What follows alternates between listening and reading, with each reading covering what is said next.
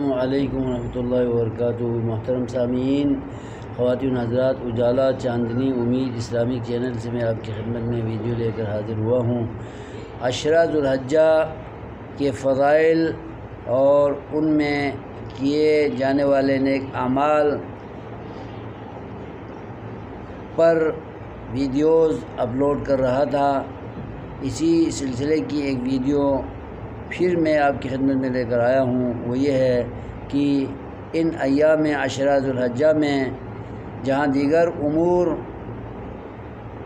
افضلیت رکھتے ہیں اور زیادہ اجر و ثواب کے حامل ہیں، وہاں پیارے پیغمبر حضرت محمد رسول اللہ صلی اللہ علیہ وسلم کی ذات اطہر اور روح مبارک پر اور ان کی آل پر درود بھیجنا بھی ایک عظیم عبادت ہے، عظیم خیر کا کام ہے۔